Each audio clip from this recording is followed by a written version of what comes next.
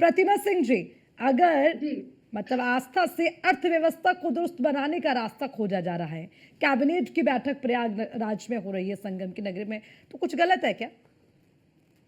देखिए, किसी ने तो कोई विरोध किया ही नहीं है। मुझे लगता है कि कैबिनेट की बैठक आप संगम में करिए, बिल्कुल करिए, आपका अधिकार है, आप कहीं भी करिए। अभी मैं सुन रही थी प्रवक्ता को सपा के, बिल्कुल उन्होंने सही कहा कि गोरखनाथ जो धाम है, वहाँ पर आप बिल्कुल कैबिनेट की बैठक करिए, कौन आपको रोक रहा है? लेकिन एक बात सिर्फ मैं जानना चाहती हूँ भारतीय जनता पार्टी के प्रवक्ता से कि कैबिनेट की बैठक प्रयागराज में करने से अर्थव्यवस्था पे कैसे फ़र्क पड़ेगा? बस ये समझा दें वो जनता को कि आप समझिए, आप जनता के पैसों की बर्बादी करने का कार्य कर रहे हैं। महाकुंभ जो प्रयागराज में हो रहा है, वो एक आजीविका का साधन भी है, हम सबको पता है। चाहे मैं अगर उत्तराखंड की बात करूं, चार धाम यात्रा की बात करूं, या यहाँ महाकुंभ हुआ था, या प्रयागराज में महाकुंभ है, आप समझिए ये लोगों की आजीविका का भी एक साधन होता है। और आप उसमें अगर कैबिनेट की बैठक वहां कर रहे हैं, आप वीआईपी मूवमेंट को बढ़ावा दे रहे हैं। वहां पे जो लोग आना चाहते हैं, जाना चाहते हैं, श्रद्धा की डुबकी लगाना चाहते हैं, आप उनके लिए प्रॉब्लम क्रिएट करेंगे।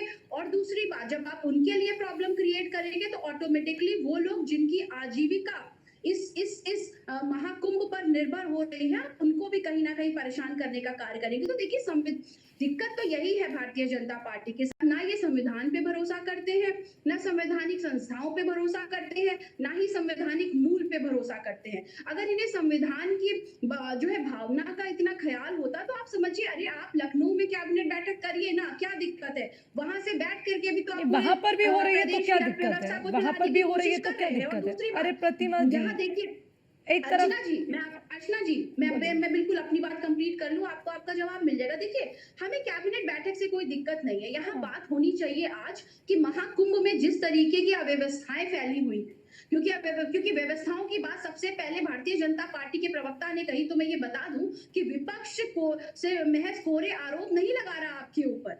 आपने जिस तरीके से बड़ी बड़ी बातें करी, महाकुंभ को लेकर के हजारों करोड़ रुपया खर्च करने का दावा किया है आपने, वहां की अव्यवस्थाएं शून्य है। और इसका जीता जागता कौन एग्जाम्पल कह रहा आपको है ये? एक कौन दिन पहले कौन जिस तरीके से व्यवस्थाओं को लेकर प्रतिमा सिंह जी कौन सर्टिफिकेट दे रहा है? क्योंकि जो लोग वहां पहुंच रहे हैं वो तो कह रहे हैं वो खुश हैं, उन्हें बढ़िया लग रहा है, श्रद्धालु तारीफ कर रहे नहीं हैं, नहीं करोड़ों की संख्या अर्चना में जी, नहीं, लगातार आंकड़ा बढ़ रहा है, तो कौन है ये जो सर्टिफिकेट दे रहा मैं है? बताती हूँ कौन कह रहा है। ये मैं नहीं कह रही हूँ, हाँ, ये मैं नहीं कह रही हूँ, क्योंकि मैं अब तक नहीं जा पाई वहां पे। हम्म, सेक्टर 6 और 7 में कल्पवास कर रहे जो श्रद्धालु हैं, जो हम्म, महिला सन्यासी हैं, हम्म, उन्होंने अभी जो है 2 दिन पहले वहां पे धरना प्रदर्शन करने का कार्य किया। उन्होंने कहा कि हम जहां रह रहे हैं वहां पर ठीक सोने है। के लिए गद्दे तक नहीं है, उन्हें इतनी ठंडी में जमीन पे सोना पड़ रहा है। उनके छत पे टीट तक नहीं है, पानी आता है कभी कभी तो वो परेशान हो जाती है, पीने का पानी तक नहीं है, ये कंप्लेन उनकी है।